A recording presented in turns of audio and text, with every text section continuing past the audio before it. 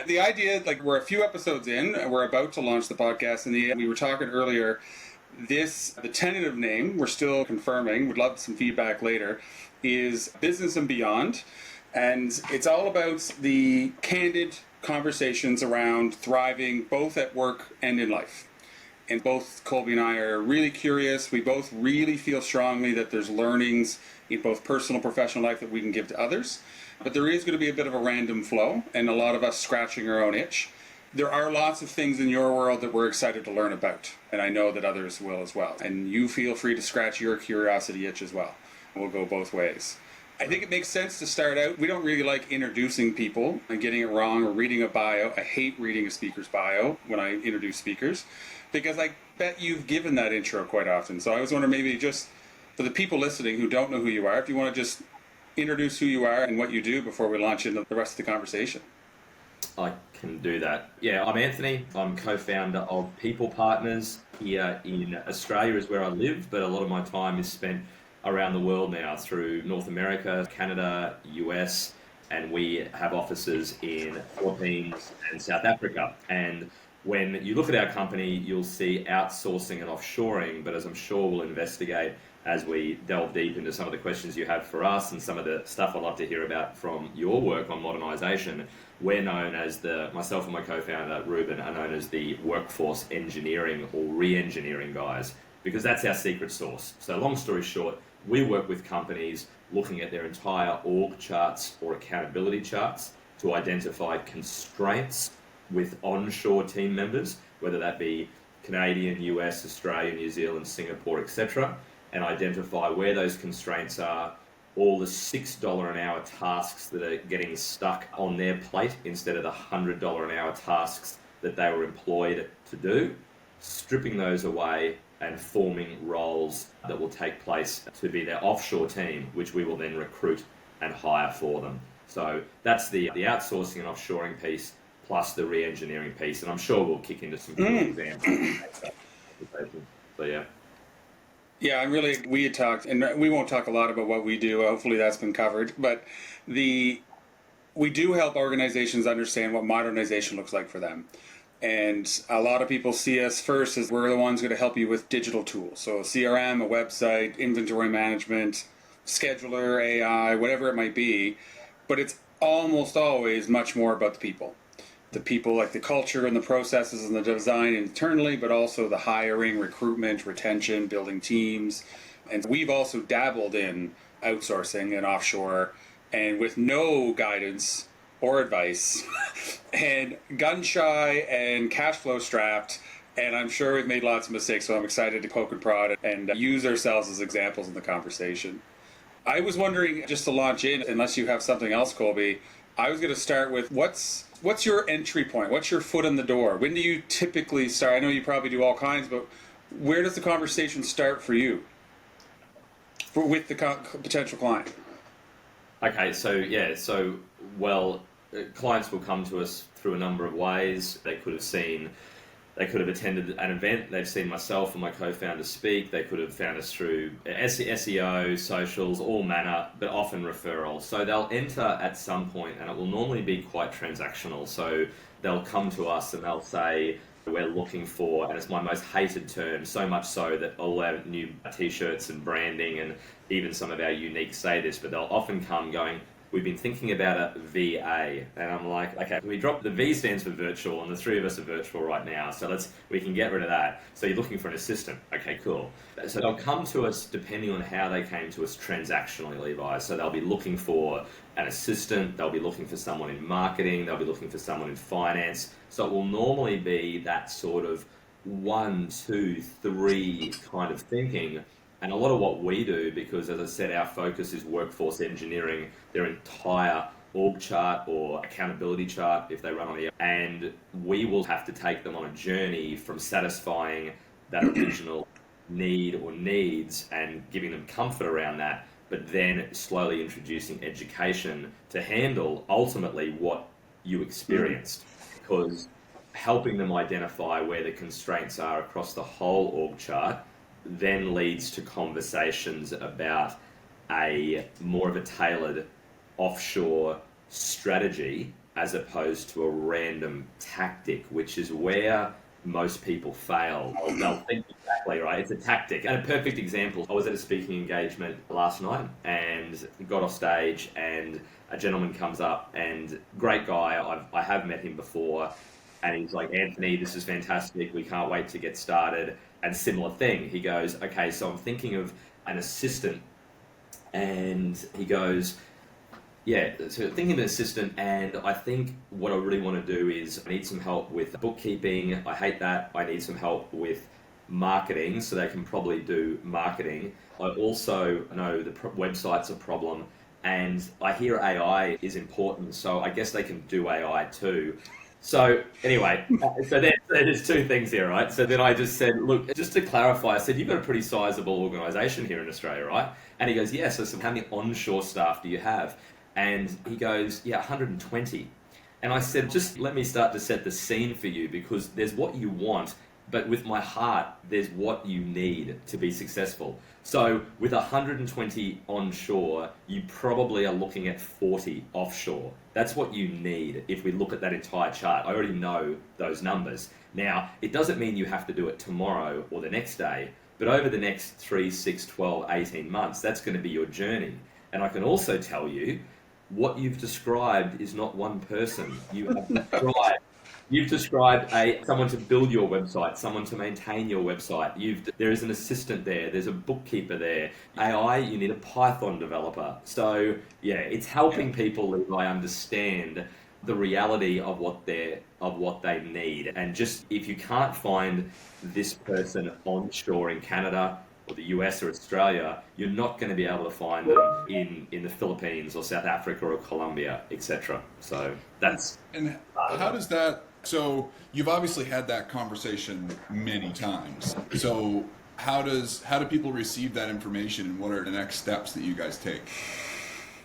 Yeah, so we have a process, and it's evolving. It's always evolving. After 14, 15 years, it changes. So again, it really is, and it depends on which one of our teams, because obviously we are dealing often with business owners and entrepreneurs, or in larger organizations with their COOs, with their integrators, etc.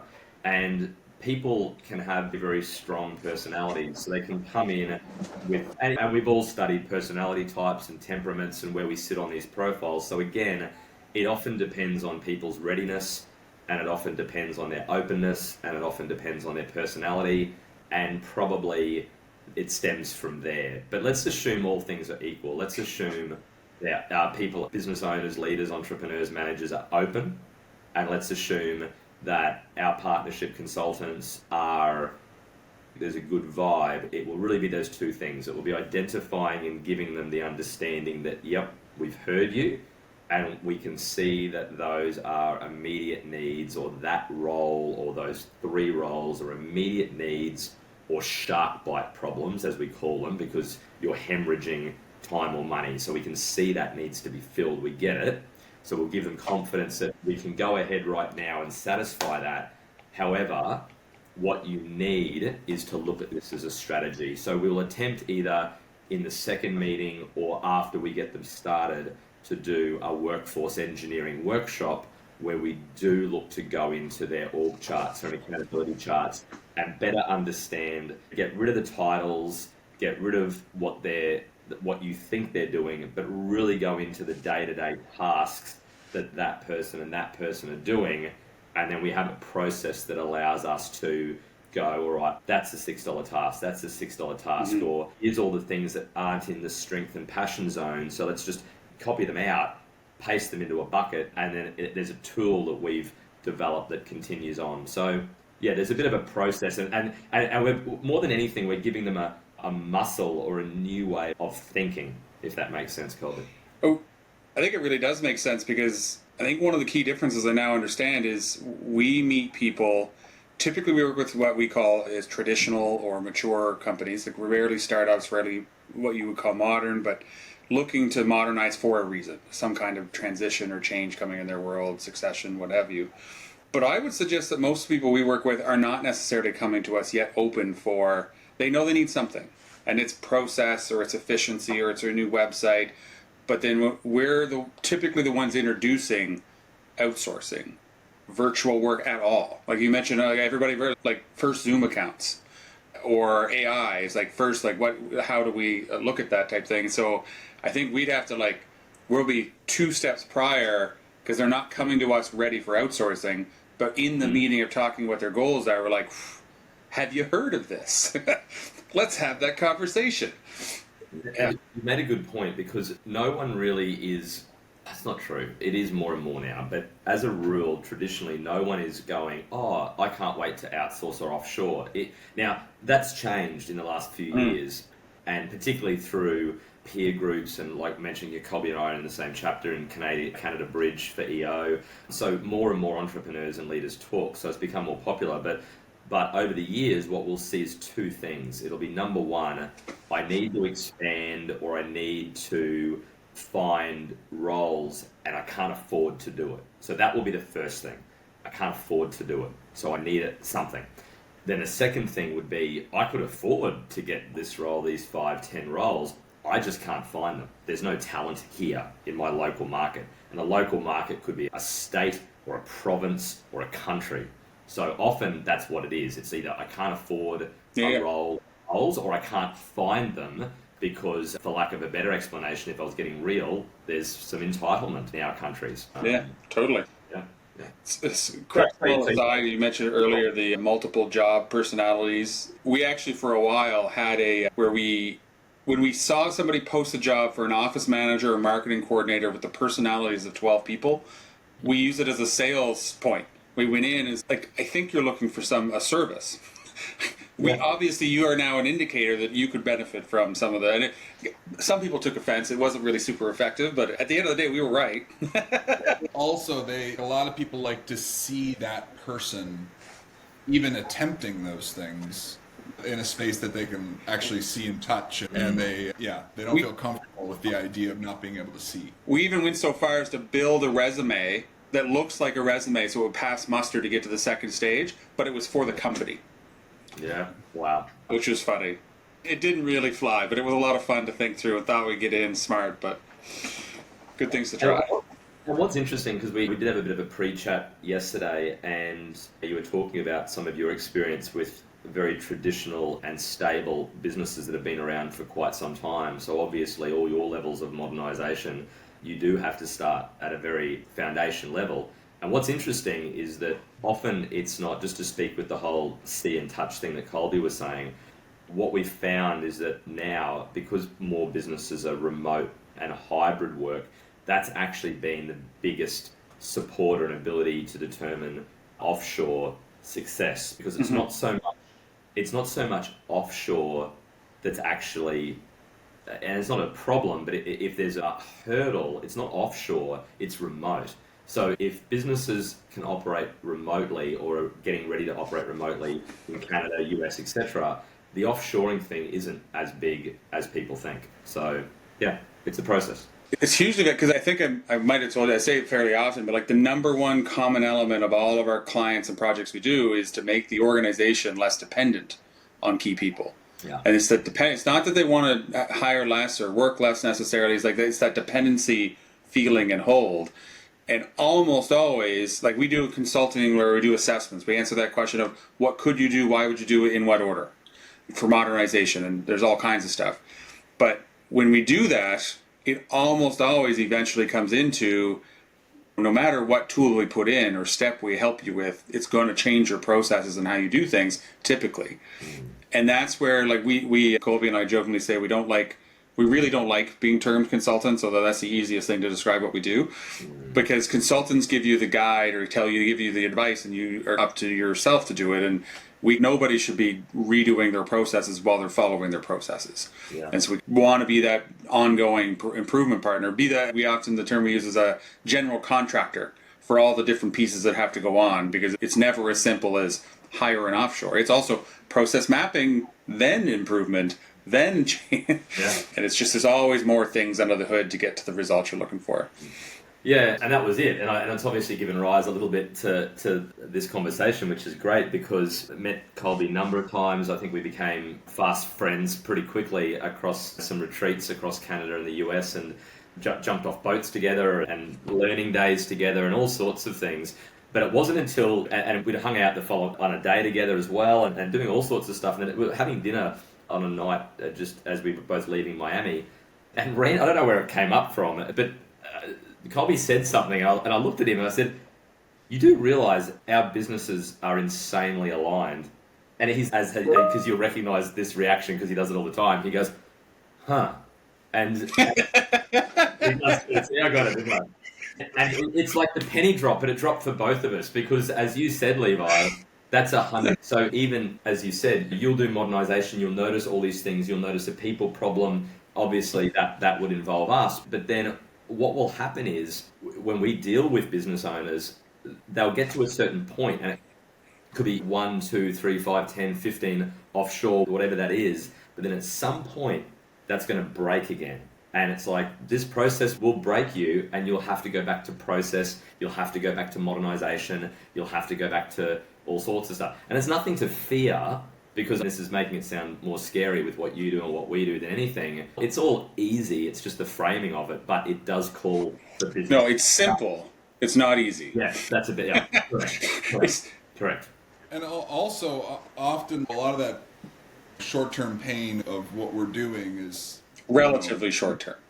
Relatively short term, yeah. 2 years. But you think the next 12 years for that business or organization, like at the end of that 12 years, they're really going to feel extra behind because they're going to have to scramble and really make some tough choices that they're just brushing some things under the rug, and I totally understand it. We're all there. It is difficult to run a business and then make all these changes. And I like to think that we're helping. I never do it as a line item in a project, but leaving them with the ongoing muscle built up a bit of addressing and looking at change as a consistent thing. When I dabble in speaking myself, and I'd like to bring that back and talk about your journey there, but one of the things is like change is no longer the constant, it's the acceleration of change that's constant. So it's only going to change more and faster. So we're making a step change typically, like a fairly significant complex change within an organization. But as we do that, we're like, all right, this isn't going away when we leave. Like, it's just a forever thing. Yeah. Whether it's us or you build the muscle internally. Yeah, and there's a piece there as well, building that muscle and that education, because, and you know this, we're either dealing with owners, entrepreneurs and leaders that you're like, you work with them and like, why don't you know this? Or alternatively, just again, highly competent business people, but it's just everyone has their strength and passion zone, and there'll just be that slight tweak. And if you can educate on what you're doing and give them that muscle, and we're the same. What's interesting is that the story of how PeoplePartners got started, I met my co-founder 26 years ago now at university. Completely, we were in the health sciences, and he and I became fast friends and did all sorts of things together, from mini projects at university to snowboarding. And then we started realizing, before entrepreneur became a cool word, that's what we were. So we had multiple businesses over the last 26 years together. But the big one before that gave rise to PeoplePartners was a training organization here in Australia. And this is speaking to that education, Levi, and that what you want to leave them with, which will continue, as Colby was saying. So what happened is that we had a 3-story office in Brisbane, which is where I live when I'm in North America and Canada. So we had a 3-story office. We had about 90 staff, so onshore, 16, 18 cars on the road, a very complex face-to-face workforce. Very training. It was teaching hospitality and commercial cookery. If you can imagine, it's called a registered training organisation, which means it was nationally recognised qualifications that sat between high school and university, so in that middle section. And what happened is that about 70% of our money, our income, and you can imagine it was sizable at that size, was dependent on government funding. So the government doesn't fund us directly, it funded business owners for training their staff, which were our clients. But long story short is that they slashed that funding overnight. So you can imagine that... Sound familiar, Colby? You can imagine, and everyone listening that's an owner knows this feeling. All of a sudden we are sleepless nights, more so than normal. Business owners always sleepless nights, but more so than normal. And we're trying to figure out, how do we look after our clients? How do we look after our staff? What's going on? Now, this was well over a decade and a half ago now, so what I'm about to say, which is what gave rise to PeoplePartners, wasn't common back then. So we realised we had to do something, because we go, how do we have this operation run and not be disrupted? But our payroll is like millions and millions of dollars. Like, how do we do this? So we knew, and it was ironically through 𝐒𝐿, Colby, through Ruben's connections in Australia, that we started to play with offshore. And we looked at different countries and different opportunities. We took massive action. Ruben moved his family over to the Philippines. We bought commercial real estate, put everything on the line, just put everything on black or red or whichever way you want to go. So again, it was a young man's game. We could not do that. Our risk profile is still pretty high, but that was insane. But this is where I'm going with this education, is that this was the question we asked ourselves. And this is the biggest mistake people make with offshoring and outsourcing, is if we just said, what roles could we offshore? We were a face-to-face training organisation in southeast Queensland. So we would have gone, probably a bookkeeper, maybe someone to answer the phone. That's where and that would have made no material difference. That wouldn't have changed anyone's life. So we then had to go, how else could we cut this? So after just insane brainstorming sessions and sleepless nights and all sorts of stuff, we've gone, what if you started like segmenting our roles? Like, what if we just completely rethought what we now know as process, right?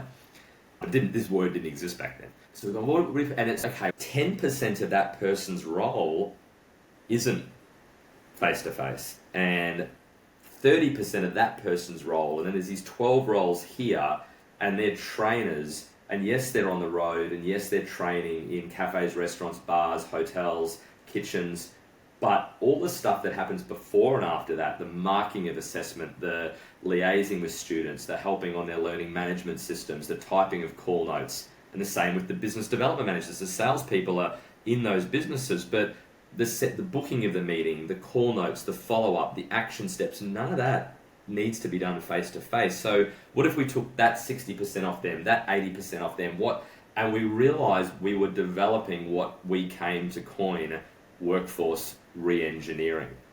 So when you understand that, and that's what we teach our clients, is that muscle, and therefore we allow them to do that for themselves, and then it obviously culminates in us recruiting and hiring their staff. But that's the education and the muscle, because when they understand that they can approach roles differently, then the world opens up for them. So, yeah. I'm blown away. That's a great story. I didn't know that full story. That's awesome. There you go. Good for you. Yeah. That's really cool. I want to segue there and use, so when a company's not ready or are not at a point where they need to put it all on red or black, when does it start to make sense? Yeah. Is it like single person, self-employed, single shingle should be looking at this? Is there certain industries that should avoid it? How do you answer that question? Is this for me? Yeah. So as I said, whilst I love onshore 5 to 300, and definitely it's economies of scale, like what we can do with organisations of 50, 100, 300 significantly changes their world. But yeah, we all have been there before, where we start off that first staff member, those first 2 or 3, and in Australia, it really is, where am I going to come up with $100,000 to $200,000 a year to pay this person? It's an enormous leap. So subsequently, we see offshoring being more and more popular for the solopreneurs or the digital nomads, because we get a position now where they know they need leverage, but they can't afford to find a full-time staff member. So what we say is, you can afford a full-time staff member, they just can't be sitting next to you in Canada, in America, in Australia. So yeah, Levi, whilst the significant step change doesn't happen, we see more and more clients that are just solo shingles, as you called it, but it's their first step into employment. Yeah. That makes sense. How are you finding the right people to fill the roles on your end? Yeah. How many people are involved, and how are you, is it a certain level of education and all sorts of different industries? Like, how do you go about finding, and then also making sure that you're filling the capacity of these people as you might flex up or flex down, if that makes any sense. Yep.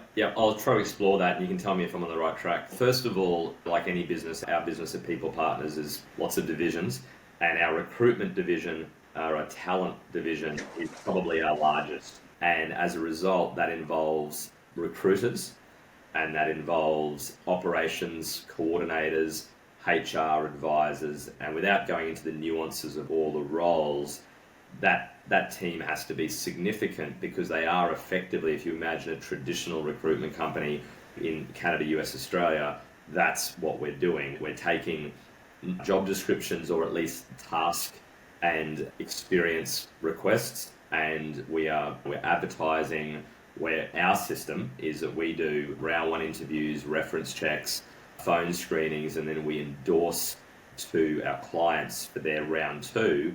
And they're, of course, then going through what we provide them. We're booking in their interviews, sitting in round two, etc. Yeah, so in terms of how we find the talent, we effectively, if you think of our company in three things, there's the strategy side of it, and there's teams and divisions that handle that at the beginning of a relationship and once they're a client. And then there's recruitment, and then there's employment services, and then there's teams within each of those three aspects. So yeah, how we find talent is we have a significant team that headhunts and looks for them. Lots of hard work. Yeah, and the second part to that question then, is there the onboarding process for someone to work with People Partners? Is there, I assume there's like a way that you do things and approach things, and so you've like designed and built that, and that there's like a standard to working at People Partners across the board. Yeah, and do you mean our internal team, or do you mean Yeah. the staff that we will employ for our clients? The staff that you employ for your clients. Yep. Again, it's an interesting thing, because again, I always talk about we handle the defense versus offense. So very North American analogy I've had to develop, certainly not the Australian one.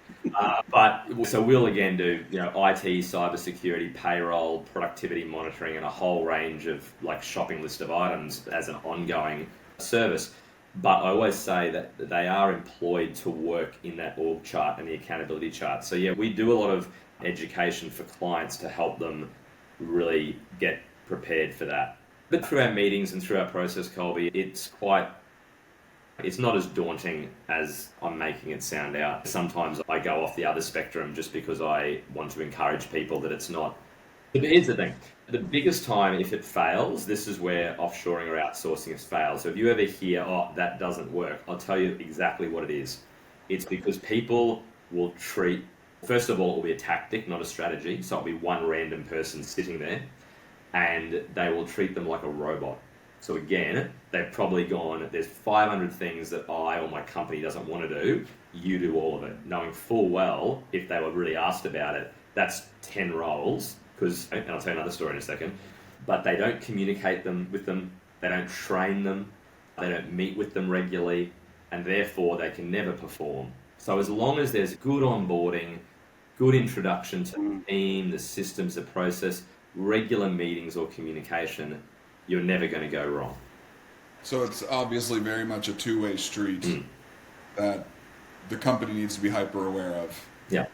Yeah, and I think I'm hearing, I don't think I fully realized so we've done a couple different things. We can roast us here in a sec, but we did go down the rabbit hole of some of the places that do offshoring for the virtual or the assistants. But all of the companies we interviewed, and we didn't really pull the trigger on them. Our contract and our financial relationship was never with the individual who was going to work for us. It was always with the center organization who would hire and fire and replace and move. And so it very much was like we were asking for the service. They weren't really employees because they could change. Yeah. And that, I think, is different from what I'm hearing here. This is actually the support and systems, but the actual contractual relationship is employee to company. Yeah, contractually it is with us, but Okay. Yeah, and again I mentioned, not that this is a plug, but I mentioned EOS. We run on operating system. Yeah. Other businesses do scaling up. So just for anybody hearing that, it's entrepreneur operating system. Yeah. And there's a whole conversation around it. It's like somebody should have a system. That's one of many. I do like it. Yeah, exactly. And where was I going with that? I'll probably forget now. So now it just sounds like a weird plug, and I'm definitely not paid by them. That's for sure. You're EOS, but your contracts with you, but then the relationship with the employer. That's right. So in EOS honest language, we have these things called uniques, okay? So every company is encouraged to actually know what their uniques are. So ours are very much workforce re-engineering, the fact that we do not have a bench. So we go out and recruit specifically based on the needs of a client. And the third one is transparent pricing. So what's fascinating is, although our uniques and what we like to be known for is workforce engineering those accountability charts, or recognizing that new solo person, and we talked about the E-myth yesterday, Levi, showing our age in our 40s, but the E-myth talks about the fact that even if it's just you, then you are the CEO, you are the marketing manager, you are the finance manager, you are the operations manager. So that whole org chart or accountability chart exists. It's just you, but over time, you need to move yourself out of it and put someone in that. So so recognizing all of that, we speak with business owners, but where I was going with that, so we're re-engineering or starting them off from scratch, but what's interesting is about 40% of our new clients every month come from people dissatisfied with other providers because they don't have transparent pricing. So we very much go, this is the staff's salary, these are all their government mandated benefits, and here is our flat fee to do everything forever. Now, what that does is that ultimately, we have clients tell us, is that culminates in the client or the business owner paying less every month and the staff member earning more. So yes, we absolutely believe in transparent pricing. And it's just like Canada or the US or Australia. It's okay, your marketing manager will be paid more than a marketing coordinator, and a CPA is paid more. They shouldn't be the same person. Exactly. So here's another story for you. And it's just a quick one, this one. But we've got this client, and they're a really good client. So they've probably got maybe 14 staff with us, something like that. And they hired a new compliance manager, and just great leader. But this compliance manager said, I really only need this staff member half the time, 0.5 FTE. And he's gone, what would be good? I know, I think his name was James. James, over in the sales department, he needs extra support there. So I'm going to get my compliance person to just go do some sales. Now I don't know if the pennies drop for either of you here, but it's, So, you want someone that you have hired because they're a highly technical introvert that loves getting into details and documents and almost savant work because it's compliance, and you'd like them to cold call people. Like, they would sooner kill themselves than do that. Unless they're a unicorn of a human. Oh, exactly. Anyway, so there you go. There's another story. Yeah, that brought a lot of clarity. Like, there was a gap that was missing in my head of exactly how it worked, and that makes a lot of sense. Yeah, no, that's super cool. I do want to come back. I feel like we've spent the last hour just chatting up on the business side, and I still have questions. I haven't even asked the ones on my list. Cool. But I have a personal question I wanted to ask, is you're working internationally in a large geographic, and we've talked about the travel you've done and how you met Colby in Miami, and you're now in Australia, and you were in Winnipeg, and I've done some travel, mostly Europe and North America, but working over those time zones and building those relationships, and less about the business side. I think I understand that, but how have you made peace with that on the home front and like your one life? How do you, and I assume it's a choice and that you're doing it not because there's probably a dozen ways you could do it and avoid some of that if you wanted to. Like, talk me through that. It feels like you live a life of intention. And so I want to know some of the reasoning around how you've built that. Yeah, okay, so that's right. So I live in Australia, as does my co-founder, and we're both fathers of 2 kids each. So he's got 2 boys in their mid and late teenage years, and I've got 2 young girls, 9 and 7. And yeah, it is a big sacrifice for us. But it is, the reason for it is that we call ourselves anywhere leaders. So we built a business where, again, this conversation could have happened next week when I'm in Bali with my family. It could have happened anywhere around the world. And so does our business. So we are anywhere leaders. But the 2 things is that we're very dominant in Asia Pacific, and we know that what we offer is not done in the full sense in North America. So it was the decision after over a decade to expand into that market. And so that requires, and we know that there's a number of partnerships and groups that are members, whether it be EOS, Visted, I'll name a whole heap, EO, whatever, it's all business leaders and entrepreneurs. So it's very heavily event driven. We drink our own Kool-Aid, so we have 0 onshore staff members in Australia, US, Canada. So we drink our own Kool-Aid and we show companies what's possible. So that means all of our staff are in South Africa or the Philippines. So for the time being, my co-founder and I like to be at those events. And then, so there's that piece. And then the second piece is that I did join a bridge chapter into Canada, hence how I know for EO, hence how I know Colby. And my co-founder has joined a bridge chapter into the US. So the thing is, what sees us go overseas a lot is not to work with clients. We can do that from Australia. It's because that some of our growth aspirations are around events and our personal growth journeys are with international EO chapters. So that's what drives us. But we know that's for a season. We're inventing, reinventing our businesses just like you guys are at all times. Yeah. So it's definitely, from a personal note, to be honest, it's definitely not sustainable because my little girls it is very hard. And whilst our conversation at home is, okay, well, how are we going to manage this for next year? And an easy solution would be for them to follow me or for them to top and tail my trips. We have school and a whole lot of Yeah, it is a challenge as a family. Anyone that's a client or about to be a client of ours, please understand the personal sacrifice I'm making for you. And even before we leave this topic, it's the travel and the event I totally get, and the season. Yeah. But even like when we did a quick pre-call yesterday and it was our afternoon, it was your 5 a.m. Yeah. There's also a consistent grind to it. And I was just wondering where, like, when I'm in a peer group as well, and we talk a lot about it's no longer about work-life balance. It's about having one life. And sometimes I'm more business. I'm like, I don't have to use the same balancing metric that the normies do, which I'll probably get yelled at for using that term. But just like, how do you have boundaries? What's boundaries mean for you? Do you have any of those things at home that you've had to come up with all the time zone changes? Yeah, so there definitely was aspirations when we launched to North America that our days would be 4 a.m. to 1 p.m. or something like that, Australian time. But just being completely honest, because that's what we're doing here, right, we could do that. We have built a business for ourselves and our clients that is highly leveraged, highly segmented. Yeah, like a lot of our clients, we're fully leveraged, but and I was probably speaking for my co-founder and I as one person, probably just because it's like a second marriage, 26 years. But we're, for lack of a better stereotype, we're Gen X. We're Gen X, which means we're workaholics. And for good or for bad, that is... I was hoping for wisdom to cure me of that, though. But here's the choice, though, mate, because I'll give you an example, all right? Again, I don't particularly want to do this because I'm on a plane every other week. So the last month has been South Africa, Miami, Philippines, and I'm back here.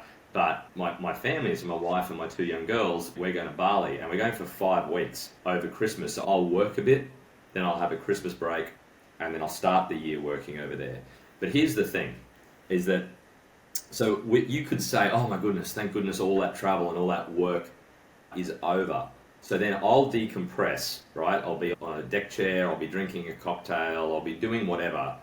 But it's somewhere in my DNA, and I'll speak for Ruben as well, he's similar, where it'll be like, okay, I've had a couple of cocktails, I guess I'll read a book, and I'll have my fiction, but geez, I've got this really good one over here about business or marketing and often for me, it's a lot more about the inner game and Buddhism, the whole inner game that you're talking about, the one life. That's more where my reading is. But I'll still default to that. But then I'll go, now let's and maybe I'll go play paddleball, or maybe I'll go to yoga or stretch or go to a martial art class or something. But then it's, now what am I doing? Okay, wouldn't it be great if I could help this client? And this client, he's not seeing his family, and she's not making enough money. And so the long story short, mate, is that I don't have to work. But I think it's just, for me, if I'm only answering for me, even if I don't want to, I don't think I'm capable of not. So it is a choice, but it's just who I am. So That's the most honest, self-vulnerable. Yeah. And I don't know if that's Yeah. that could piss people off. That could make people go, "That sounds." No, I think more people have to say because there's too much, not too much. There's a lot out there that is the 4-hour work week. We're gonna have these boundaries, and I'm gonna outsource or offshore so that I don't work as much or at all. And I see more of what you're doing than I see the other. And sorry to interrupt, but so 4-hour work week was a pivotal change for me years ago. And I'm a Tim. Yeah, same here. I'm a Tim Ferriss disciple. Love his. Consumed insane amounts of his. We're all converted in choir. Yeah, 100%. So that was transformative for me, and so much so actually that, and the only time it happens because I have an assistant that manages all my emails and everything, so I'm highly leveraged and segmented, but that when she's away, so just the case in point, when I go to Bali next week, I'll be working bits and pieces, but she'll have a Christmas break too, and the autoresponder will be very similar to what he outlined in a 4-hour work week, which is just, if you need this person, speak to them, and you just go to this. So I guess it's a bit of if I was, for example, without stereotyping, so apologies if I'm offending anyone that's listening to this, but again, some of the other younger generations, they could be in my position with my business and be doing this very differently. They might just go, I've got staff to work American hours. I don't need to do that. I live in Australia. Or they might go, I'm not working when I come back to Australia. I'm not. Again, I chose to do this. I could easily have had a boundary that's like, I'm not getting up, or you guys can do this at midnight to speak with me. I'm pretty, like in the words of 𝐒𝐿𝐵𝐿, I'm a bit of a big deal. People, Rich mahogany. People, Smells of rich mahogany. So I could absolutely have said no, or I'll meet you at 10 a.m. my time and you guys can chat for me. But again, it's just not who I am. I love doing this. I love adding value. I love contributing. Someone's going to hear this and it's going to change their life. So I guess that's the best personal answer I can give you, mate. Yeah, it's great. And when I say people about the 4-hour work, it's the people who all they use is the title of the book. It's definitely a catchy title that makes you pick it up. That's how the other partner that you haven't met yet, that's how we met, was talking about the 4-hour work week. We were in a cafe, both partially unemployed and trying to figure out what to do next. And so we started this. It's funny for entrepreneurs, isn't it? Because it's going through, always talk about this with different dads and stuff like that, and the kids go, what are they going to do? And you find yourself still asking, I don't know what they're going to do next. But then I catch myself going, hold on a minute, I am sure that we're going to start a new venture or a new division of PeoplePartners. So we don't know what we're going to do next as entrepreneurs. So I don't know why we expect our children to know. So yeah, and being okay with that kind of, it's nice that you've made peace with who you are as a person, and this is a phase of your life and you're okay with it right now, and it just relieves that pressure of feeling like you should be doing it a different way, which is great. I'll tell you something else, and again, I haven't sorted this out, so now we're into the therapy part of the conversation, which you may or may not film, and we'll have to... Business therapy has been applied to us a number of times. I have the couch right here. Yeah. So I think it's become a bit popular in other circles. I think I heard it from Tony Robbins first a number of years ago, but it was... And it's really been something I've had to do in this last 6 to 8 months, which is not I have to do this, it's I get to do this. Yeah, totally. So case in point, in Miami, Colby was on that trip or parts of it. And again, I was away from my family. I was finding it hard to do deep work.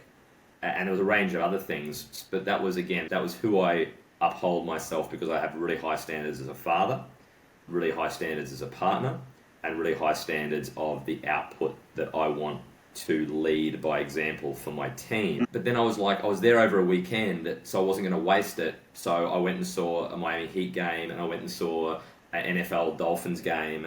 And as part of after one of our learning days, as I said, Colby and I jumping off a yacht into the ocean in Miami in front of celebrities' houses. And I had to tell myself, so all this stuff, because I held myself to a higher standard, I have to be over here, I have to do this, I have to do that. And I was like, hold on, I get to do this. Yes, planes, and this is painful, but again, for some people, this is their dream. And I am on 6, 8, 10 people's trip of a lifetimes, and I do it as part of my work week. So I really have to challenge in a game.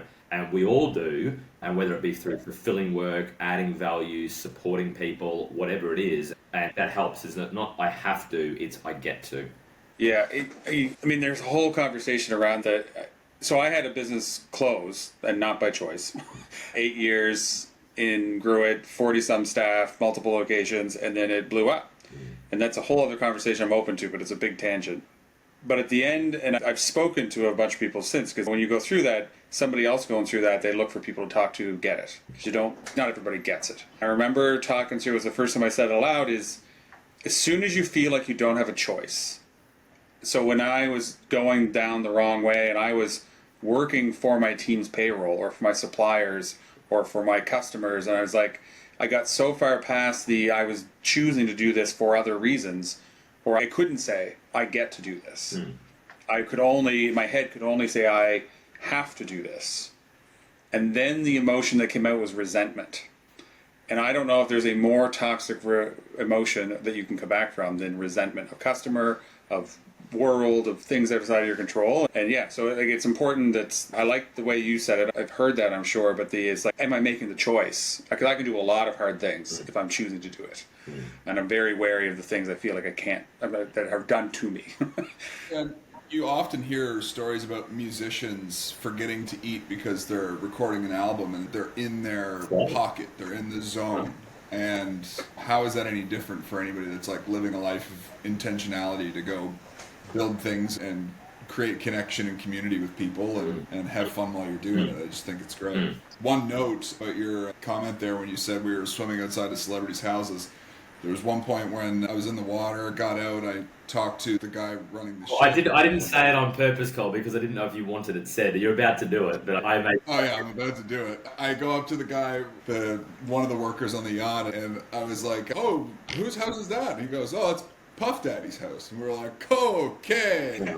The house got raided the week before we were there. I just wanted me to say it. Yeah.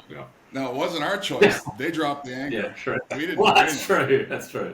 We were just looking for a good time. I just want to know there wasn't shit. Well, no comment. Yeah, no comment. Exactly. Edit that out. We'll get cancelled. Colby's been cancelled. Yeah.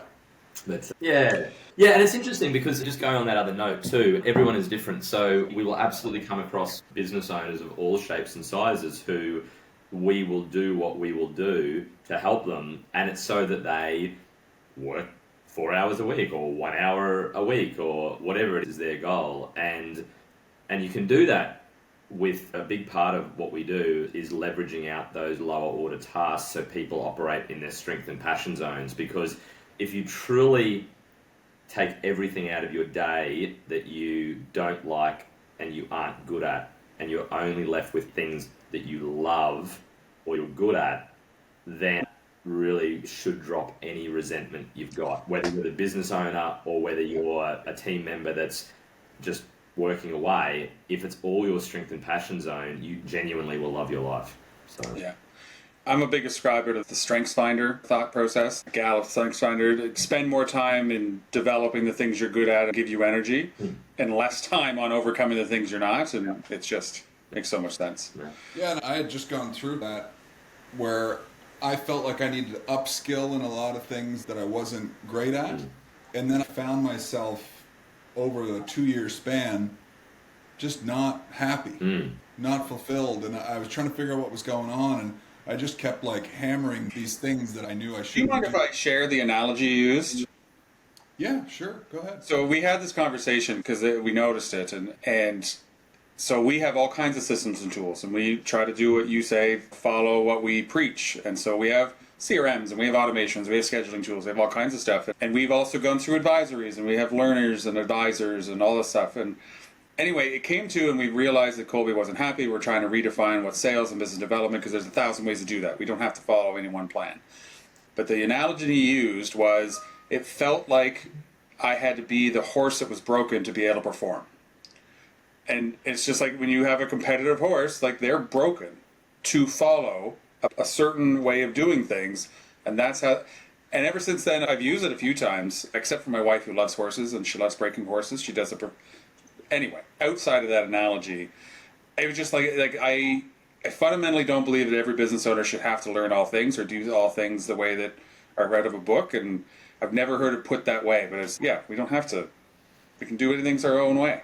Yeah, and I think, and it is probably a privileged position to be in, but it wasn't given to us, by the way, because I read a lot of the books I'm reading at the moment. I can do all of that because of the position I'm in, but no one gave me that. I was raised very poor by a single mum, only child, but it meant I didn't have a lot of the infrastructure that everyone else had. And the whole thing there, we all had to fight and scrimp and save and worry about money and, oh my God, where are we going to get this money for this bill? And every business owner listening to this is going, how the hell do I make payroll this week? So we have all those other stresses, but then you do get to a point, hopefully, where you have those choices, but then it's exactly that. So I often find that a lot of our resentment or a lot of our pressure sometimes in our weaker moments, it comes from us trying to live to the standard that we've given ourselves. Because that's what I was saying before, is that I don't have to do these trips, I don't have to get up at 4 a.m. I have staff that could do that, and I probably should be training them better again. But I love to do certain parts of that, and yes, I do it too often, and yes, it takes a toll, human, and it is in the compassion zone. So I think and again, different generations, different personalities, different genders, everyone's different. So what they would do in our situations could be very different. The three of us could work 100 hours a week or 20 hours a week, and someone else could do exactly what we're doing, but they might choose to do it a different way. So yeah, giving ourselves permission to choose your own. That was part of the really doubling down on this podcast idea, is like, how do we make this business development thing fun? How do we get people to get to know our personalities a little easier in a fun way? And this was like, this is a no-brainer. We could do this all day. Yeah. And because all of the tasks outside of this room can be processed and delegated and supported, right? Yeah. So it's great. Yeah. Absolutely.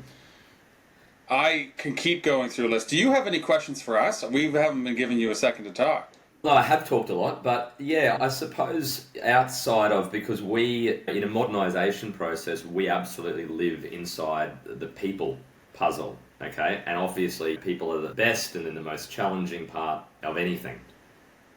So for me, I'd be super curious to understand with modernization, and you've referred to it a little bit, but yeah, tell me about how some of that presents, because as I mentioned just in our brief chat yesterday, clients will come to us and they'll be like, okay, we need 4 extra staff to handle this, and they're saying, because the problem is that my business partners, we don't even have a meeting schedule, I can't get them to show up to meetings, and we don't have this and we don't have that. And I'll go, sure, we can get you staff to manage that, but I said, you probably need an operating system, you probably need a business coach, you probably need us. So how do you get started with someone's modernization? Like, where does the axe or the surgical knife first enter a client? I would like to say our secret sauce is we turn that into a conversation and stories, and then we come out with what that told us. But it's hard to go to the full gamut, but I think we're doing a pretty good job, and that's what we're hearing, so that's good. I think we have to break down things that every company has. And you mentioned, I think you were talking earlier, is the E-Myth thing, even though you're one person, you have all these hats. All companies, even if you only have email and a phone, have all certain functions within your company. And so we try to take that perspective that every organization has certain things. And so some of them we generalize to start, like everybody needs some kind of work operating system. For some companies, that's going to be an ERP. For some, it's going to be a task management, project management tool. For some, it's going to be an e-commerce website. Depending on where you're at, what is the work that the tool that manages your work, or this combination of tools? Like some companies that run perfectly just on Microsoft or Google, and they don't really need anything else. But do you have one? And then we get into that. A lot of our time right now is spent on, like, our easiest thing to sell is a website, because everybody needs something. But most people think of it as a business card on the internet. Yeah. And the movement now is, it's such a core tool that you own. It's property on the internet that you own. You don't own your social media presence. You don't own your advertising. You don't own some of the content out there that is your other assets. You own this, and it could be more operational for a lot of companies. So we talk a lot about smarter websites, intranets, learning management, customer portals. How can it do more for you? And once we start that project, then we see everything underneath. Do you have a sales process? Do you have a marketing process? Do you have... So we start a lot in that spot. I think the other, like I should mention, because I'm just listing off all kinds of things, and I once gave a proposal to somebody and I had a panic attack. And I thought it was great because I had a 1 hour conversation. It was super social, and I came back and was like, here's all the things you could do. And they had a full-on panic attack. And I learned a lot from that since, because because he immediately saw this long laundry list, and it was, I knew I was underwater, I knew I was overwhelmed, I knew I had challenges to fix, and now all I feel is like I have more problems to fix. Yeah. And we're really quick to say and frequent to repeat that you can't do all things at once. And the idea is that it's what can you do, why would you do it, and in what order would you tackle it? And what's your horizon? Like, how far out are you looking? We can't do it all at once. I'm wandering a bit here, but it's like I'm listing all kinds of stuff, but it's never, here's the 10 things we'll do in 3 months. It's like, all right, let's order it out. Yeah. And the first things that we might do is just spend a lot of time planning and talking to their people. A lot of time learning. Yeah, we're learning for a few months. And we're going to hang out for a few months. Yeah. We're going to be part of the team for a few months. Yeah. And then it starts to become this kind of phased approach where it feels a little bit more. I should say, when we tell people, don't like to hear months of learning. Assessment is 6 weeks, and then we're like, do you want us to learn that too? Yeah. They become months. But we could do an assessment in 6 weeks. It's just more often that they become rabbit holes. Yeah. And I think, that overwhelming thing is interesting, isn't it? Because and again, so many times, like I'm saying this, like I'm saying it to your clients or my clients or whatever, but it's probably to myself more than anything, which is just grow as you go, and which is a true entrepreneurial way of thinking. But also, and it's been said a few places, I'm sure it's credited to Tony Robbins again, but we all, and this is huge for me because it speaks back to those original, more vulnerable questions you asked of me, but it was, we all overestimate what we can do in 1 year, but we underestimate what we can do in 10. And the book that one of the 16 books I'm reading at the moment is it says exactly that. Try to have 10-year thinking. And I think growing up without money, growing up without resources, growing up feeling inferior or chips on my shoulder or a whole range of other things, I've really realized, particularly as recently as the last handful of months, how everything of mine is, how am I going to help this person? How do I help this family member? How are my kids going to be okay? How is this? And I really had to stop and go, I don't need to do that. That's inbuilt habit in mine now, and I got to get rid of that because I absolutely need to be focused on 10-year thinking for the sake of everyone that I influence, that I can support. And I think if we can all, like all three of us, plus our clients, plus the clients that are having the panic attack, exactly what you said, going, this is a process. You don't have to, nor should you, tackle all of this at once. So when I said to that gentleman off stage last night, you're going to have 40 people, stop thinking one. But I was like, but that will take you 18 months, 2 years. And I don't want you to do it any quicker than that because you'll blow your organization up if you try. It takes a very rare company to be able to do that. And you can, by the way, like we had to do it with that training company because we didn't have a choice. So the back end of that story that I didn't tell was that we ended up we saved that company. We therefore took $2 million off the bottom line. And when Ruben and I sat back, we looked at that and thought, wow, if we'd just done that when the funding was high 2 years ago, we would have been making an extra $2 million that would have flown straight through.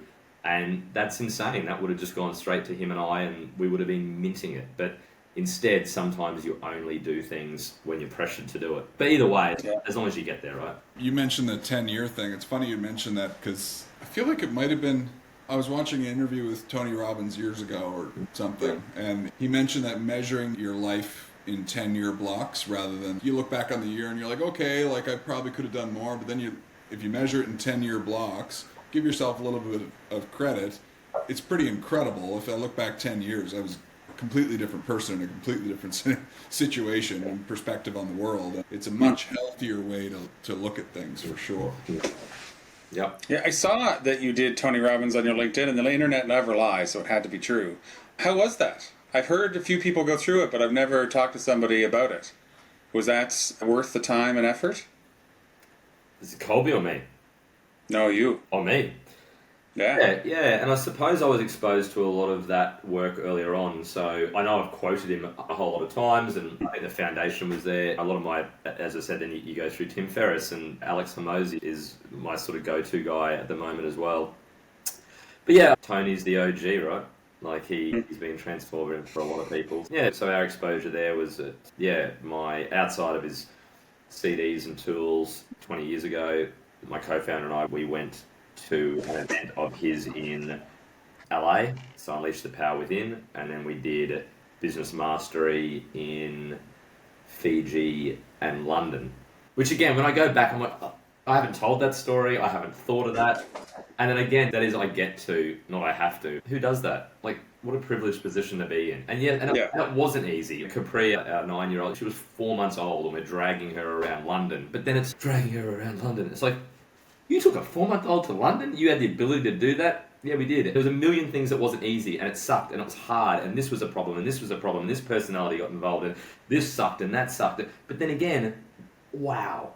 What, for me to be able to say that to you, I did this in Fiji, and I did this in London, and it's like, you can... That's why I like having peer groups. I need to be able to talk about those things. If you don't be thankful when you say it, you come across as an asshole. And even in some circles, you just can never talk about it. That's why I like the peer group. I need to be able to talk about the highs and the lows. Yeah. I moderated peer groups for 7 or 8 years, and during the COVID years, I was moderating a few like business owner peer groups, and I was like, it became a safe space to talk about the wins, because it wasn't okay to talk about being successful during COVID, and it was like, safe space is a real word. Yeah, and that forum, whether it's this, whether it's the peer groups, it is so crucial, because I think as business owners or entrepreneurs, we often, even when we're super social, we find it hard in certain situations. When I'm at my kids' school, for example, there's a great group of dads there, but I live in the suburbs in Brisbane. I don't live in a highly dominant... My co-founder lives in an area near Byron Bay, which is super entrepreneurial, movie stars, a whole thing. I live in the suburbs in Brisbane. So whilst the dads and the mums at my kids' schools are, as a rule, quite successful, they're just not business owners, which means they don't understand anything about our life. And you guys know what it's like. Most business owners, it's, I can't make payroll. I'm a millionaire. I'm broke. I'm a millionaire. It's like they don't understand, because they're just on their 200, 300, 400K a year, just like that. And being able to have these conversations, whether it's in peer groups, the EOs, even what we're doing now, which is a little bit self-indulgent, and part of me wants you to air some of this stuff. Another part of me protectively hopes you don't air some of the stuff where I'm vulnerable, but who knows what's the best for people. But I think being able to have these discussions, because we are quite similar as a group, and to be able to go deep really quickly with people and recognize when which the three of us clearly are, kindred spirits. So immediately you can joke, nothing's off limits, just as easily be talking about a P&L, workforce engineering and modernization, as we could be talking about kids, family, relationships, health issues, fear of failure, mental health. We could probably pick any of those topics and be just as comfortable talking about them, because we're kindred spirits. So everything just feels with each other. You just go deep really quickly. I was just looking through my list. I have one less deep, less vulnerable question that I was hoping to get out of here. Yes. So I'm all of your clients can be our clients. So a common, not criticism, but a common defense against offshoring, and our team has also had it a little bit as we've dabbled, is the wage disparity of going offshore. And so there's a side of, we want lower costs, and that's why we can afford it, and we can talk about that. But I'm seeing a lot of organizations locally where their team and culture, and they have some transparency, they're actually worried about that looking like they're taking advantage, or that it's not ethical. And I'd love to understand from your perspective, because I feel like you wouldn't be doing it if it was unethical. And how do I word that? How do I talk to people who don't get that we're paying somebody $10, $20, $30 an hour for something that here is $50, $70, $100 an hour? Yeah. How's that conversation work in your world? Yeah. So a couple of things. It comes up from time to time. It'll come up if a client has a government contract, so they'll want something about modern slavery in the contract. But that's a tick the box exercise. So it really comes from organisations. So in Australia in particular, there's a sector called NDIS. It stands for National Disability Insurance Scheme. So it's normally businesses that have a heart, they're the ones that will ask the question. Otherwise, no one asks. And all Gen Zs going into their workforce have a heart, so they've got to start growing one. So I think there's a couple of things, because you're right. We covered our model of the transparent pricing, so that's there. Like the staff knows it, the businesses own it, know it, we know it. It's all very transparent. So there's the other component. So it just comes down, Levi, to cost of living. That's what it is. Yeah. Is it what you can accomplish and what you can have in the Philippines, particularly where we are, and also South Africa? It's just a separate cost of living. Canada is expensive. Australia is expensive. US a little bit less, but still expensive. So we've got a story. Would you like a story to highlight? Always like a story. Always more fun. Okay. So so in the Philippines, so again, that's where we've been there. We're employer of choice. We do a huge amount of work there. And we first went there, we were setting up our offices there, and we got a invitation to dinner. And myself and my co-founder, the class system is over there. So like India as well and other countries, there's exceptionally uber wealthy people, upper middle class, and then it goes down and there's a service class. So we got invited to dinner by a young gentleman that was one of our initial employees, and his wife also happened to work with us. And my business partner and I looked at each other and we were like, okay, this will be interesting for us because of what we could be exposed to, because we knew what we paid this young man. And actually back then he wasn't really a young man, he was probably the same age as me. I'm just looking at him now, but we'd be the same age. And we knew what we paid him. It was market rates, as we do. So he was paid well for the role that he did. But we also were still thinking like an Australian. So we went there expecting that we would be sitting on the floor with our fingers, with cats and dogs running around, and just in a, for lack of a better word, just a sort of a slum environment, to be honest. Yeah. You're talking about the perception I know a lot of people think, so that's, Now, when our driver pulled up to their gated community and the security guard let us in, and we drove past the tennis court and we rocked in, and it was, Gerard will be with you in a second, he's just finishing up with the kids' tutor, but go ahead, and Shona is cooking our dinner this evening. And basically, if you can imagine the environment, is that they had a tutor, they had 2 yayas, and they had a nanny. The thing here is that my staff cannot believe that Boss Anthony irons his family's clothes, that my wife cooks for the family, that we make the kids' lunches, that I drive them to school and pick them up. They do not understand that we don't have 5 to 6 domestic help in our family. So I always joke saying my staff have a far better lifestyle than I do. Yeah. Yeah. So you were saying that was in South Africa? That's the Philippines. Oh, that was the Philippines. Yeah, so similar story. A domestic. Actually, you lived there, right? So.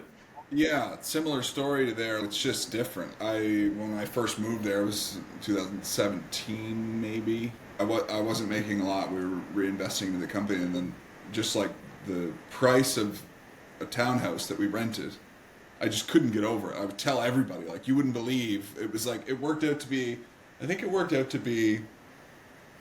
$800 Canadian a month, and it was like, I don't think I'll ever see a place like that again. Like, it was unbelievable. So yeah, it is definitely different. Yeah.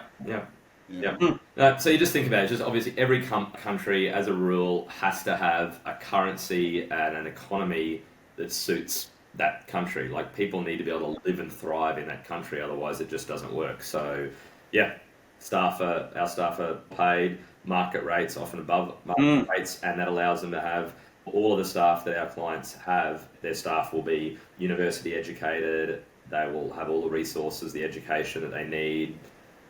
Life will be good to great. Our first time working, not necessarily offshore, but working with a out-of-country team was in Mexico. And it was a lower rate than we had in Canada. And all of us, it was the first time we'd done it, and we were talking about it, and we wanted to make sure, what's your life of your team? They have 30 or 40 staff, and they walked us around. We walked through the whole facility and met their team. It was a fun thing. Yeah. And then we brought their team through our onboarding process. We have a robust, we go through Pat Lencioni's 5 dysfunctions of a team. Yeah. We do personality tests. We facilitate this starting onboarding to our culture. And so we took their entire extended team through as part of that, to get over that kind of assumption Yeah. phase. Yeah. Yeah. Yeah, no, it definitely, and we encourage that too. As part of that onboarding, we really encourage the staff being in the culture of the business. We've got 3 Christmas parties happening. We just had our biggest in Metro Manila last week, and then we've got one happening on the second largest island of Cebu in the Philippines, and then one happening in South Africa this week or next week as well. But we invite all clients over to visit with their staff. They can do that any time of year. So if their staff are remote, fly them into our corporate offices, work from there, or meet them where they're at, or whatever. But Christmas is normally a good opportunity because it'll be punctuated by at least one, if not multiple Christmas parties. So we'll invite them to that. And yeah, they just have that great time. And whether it's US, Australian, Canadian business owners, whether it's their staff, yeah, just about opportunities. No, it's good. I'm glad I heard. I wanted to make sure I asked because it's commonly come up, but I think the world's different. And unfortunately, or fortunately, most people who live in, I'll say the US and Canada for sure, just don't get out much. Yeah. Yep. So it's good to have those conversations. Yeah, it is fascinating that I'm over there, 3, 4, 5, 6 times a year minimum, and yet people there, as a rule, have never been to Australia. I could never possibly go there. I'm over here with you 6 to 8 times a year. Yeah, I've been to a bunch of countries and I've traveled a bunch and I speak a few languages, but I don't talk about that here. Yeah. To be honest, I live in a province or a region of Canada where there's conflict over learning a second language, where I've lived in places where to work at McDonald's you learn 4. Yeah. It's a different world. Because you're judged for having been doing things. It colors the conversation, yeah. I seek out audiences where you can have that conversation. It's easy to be seen as pretentious when you know you're not. Yeah, 100%. And I've been a little bit playful in this meeting with certain things. Ultimately, You're reading the room. It's a very safe room. it is, but who knows who's watching it? But that's the thing. But that's exactly right. Like in most social settings, you'll never see me this gregarious, this outgoing or flamboyant. Again, in Australia, we do have this thing called tall poppy syndrome. Poppy's a flower, I think, is where it started. But we have the same thing. You'll be mowed down. Bring it down. Yeah, so combination number one, you just don't talk. It's unlike the US, you just don't big note or talk about your success. And even if you do, which I have people in many social circles that do, just for whatever reason, growing up the way I did, I'm just completely opposient. I'm more likely to... Very similar to Atlantic Canada. Badly I'm doing. It's just all my problems. I'm probably more likely to tell people that than I am if I have to win. Yeah. Anyway. Yeah. Atlantic Canada is very much the self-deprecating humility, even when it's not deserved. Yeah. Lots of tall poppies. Oh, very good. I could talk forever. I feel like we're coming close to our time frame. Yeah. And energy's different. Yeah. It won't be our last conversation for sure. I'm excited about all the synergies and interest. Yeah, I don't think I have any other questions that wouldn't spawn into a much longer story. How about you, Colby? I suppose maybe just, is there anything that you're excited about that you're learning right now or exploring, or could be really anything to close it out? So obviously we want people to know how to get a hold of you as well, but is there anything that you've been excited about the last little while? Could be anything that you're working on. Yeah, so as I said, we're avid readers and podcast listeners, so just constantly consuming information, and myself, my co-founder, my managers, will all be on our different journeys. We'll all be learning and reading things that relate to where we're all going, but we'll all be scratching those itches and exploring those curiosities. So I think I've probably given a fair bit of quotes and different podcasts and books in this thing. I'm reading currently, one of the other many books I'm reading is Who Not How, Strategic Coach. That's a really interesting one because that's really in our wheelhouse, of course. But I still find, even with the concept of segmenting out, elevating yourself, delegating out your $6 an hour task, building the offshore teams, looking at roles that are too wide, and that whole, everything we do, I've been really surprised and have to question myself that I don't think more of the who, not the how. So I still think like the young broke guy in the garage, which I've been so many times, by the way, in my journey. But that's my next level of evolution, is I can help so many more people and add value to so many poor people's lives by every time I have to do something, thinking, do I need to know how to do this, or do I just find a who to do this for me? And therefore I'll be able to go do the things that I'm best and most passionate about, which will help more people.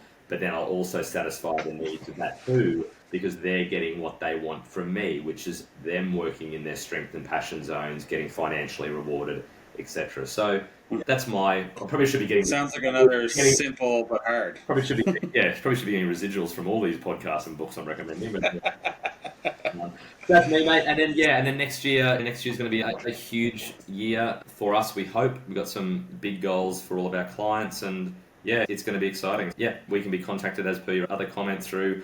You'll see us on socials or through our website, but just find PeoplePartners and all roads lead to Rome, I'm sure. Develop an ecosystem where you'll find us. So, yeah. Yeah, we're not that far away, I'm sure. Exactly. All right, let's call this to an end, and I'll get you to stay right here. Yep. Just while I stop. Yeah, thanks again, eh? Yeah, you're right.